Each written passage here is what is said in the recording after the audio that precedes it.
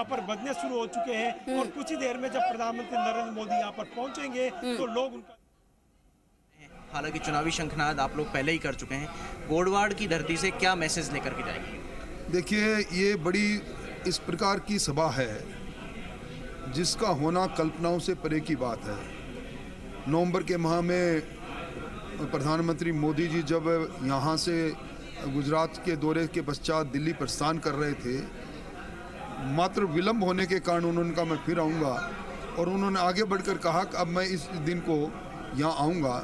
मैं समझता हूँ जो उन्होंने कहा वो करने आ रहे हैं। और जब इस प्रकार के बड़े नेता जिसका विश्व स्तर पर बड़ा नाम है, जब वो आते हैं तो निश्चित तौर पर उनको जानने वाले, मानने वाले, उनके अनुयायी, उनकी पार्टी में जोश आना स्वाभाविक बात ही है। और आप देख रहे होंगे कि आबू रोड का ये शहर जो राजस्थान के एक कोने में है, दुल्हन की तरह सजा हुआ है। आदिवासी क्षेत्र के लोग उमड़ घुमड़ कर आ रहे हैं। लोग सुनना चाहते हैं, देखना चाहते हैं उस शख्सियत को जिसने इस देश की, इस मुल्क की तकदीर और तस्वीर दोनों को बदल डाला। इस बदलते हुए हिंदुस्तान के अंदर जिस प्रकार का बदलाव आदिवासी के जीवन में आ रहा है, आम आदमी के जीवन में आ रहा है, और जिस प्रकार इस हिंदुस्तान की चमक और धमक अंतर्राष्ट्रीय स्तर पर बढ़ रही है मोदी जी के नेतृत्व में, आज उसी का परिणाम है कि स्वतः ही जिस किसी के पास भी ये समाचार पहुंचा, लोग अपने आप आ रहे हैं। डॉक्टर साहब, बड़ी संख्या में लोग आने के दावे किए जा रहे हैं, लेकिन आज प्रधानमंत्री मोदी की रैली का, भाषण का मैसेज केवल गोडवाड़ की धरती तक जाएगा, केवल आदिवासी बेल्ट में जाएगा, राजस्थान में जाएगा, या कर्नाटक तक भी जाएगा?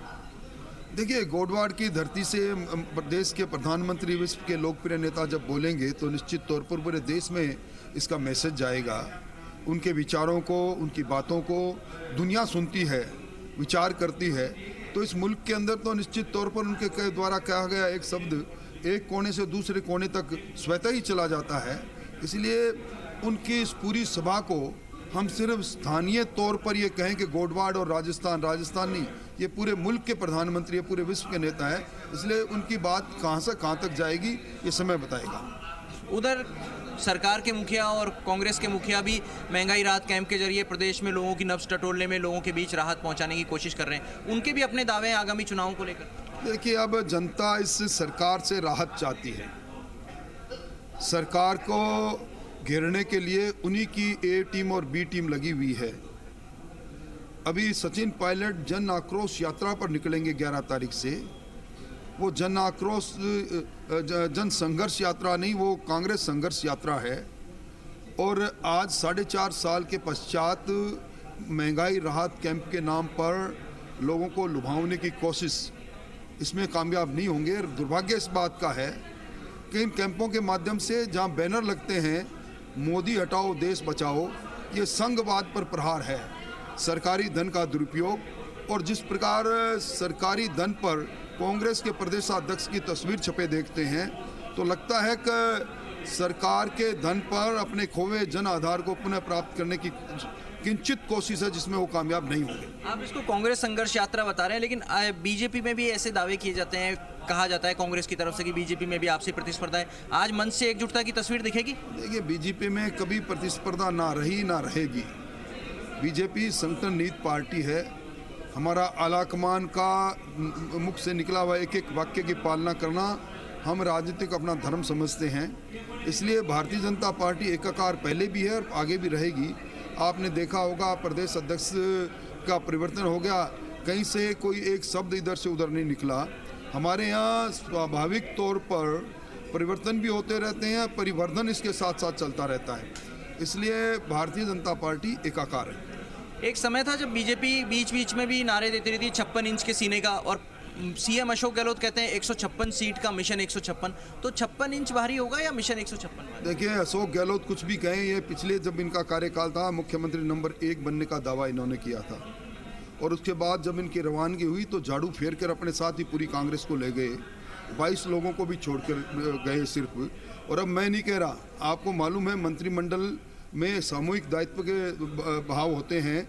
आर्टिकल 164 तो 2 भी ये कहता है कि एक मंत्री बोलता है तो पूरा मंत्रिमंडल बोलता है। इनके मंत्रिमंडल के सदस्य जब ये कहते हैं कि इस बार जो हमारी हालत है, हम एक फॉर्चूनर के अंदर जितनी सवारी आएगी उतने ही आएंगे, तो इसके लिए उसके अलावा दूसरे किसी को कहने की आवश्यकता ही नहीं। मुंगेरी लाल को पूरा अधिकार है वो किसी प्रकार के सपने देखे, पर मुंगेरी लाल के सपने कभी पूरे नहीं हुए।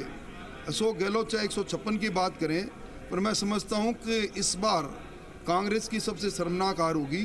पिछली बार 22 का आंकड़ा रहा, उससे भी कम सीटों पर कांग्रेस जीतेगी। ये समय बताएगा, समय की धार बताएगी। सचिन पायलट कल जब प्रेस कॉन्फ्रेंस कर रहे थे तो ये भी कह रहे थे कि अशोक गहलोत की नेता सोनिया गांधी नहीं वसुंधरा राजे हैं। राजा खेड़ा का जो भाषण था आपने भी सुना, उसके क्या मायने? देखिए, अगर वो कहते हैं, आज मान लो हमारी नेता का कोई अनुयायी बनता है तो उसमें हमें खुशी है, हमें उसमें संकोच क्या है। पर वसुंधरा जी राजस्थान की नेता है, राष्ट्रीय उपाध्यक्ष हैं, 2 बार के मुख्यमंत्री है। अब उनके पिछलग्गू की तरह अगर कोई आकर खड़ा होता है तो आज मेरे भी समर्थन में अगर कोई खड़ा होता है तो मैं उसको मना नहीं करूंगा कि मेरे पीछे क्यों खड़े हो। इसलिए सचिन पायलट ने जो कहा उनकी वो जाने, पर मैं ये कह सकता हूं कि कांग्रेस का अंतर्कलह, उसमें कंधा इस्तेमाल करने की जो राजनीति चल रही है, जनता है, ये जनता सब जानती है। पैसे के लेन देन की बात हुई, मुख्यमंत्री ने सभा में आरोप लगाए और मुरारी लाल मीणा खुद उनकी सरकार में मंत्री हैं, वो कह रहे हैं उन्होंने कोई पैसा ही नहीं लिया।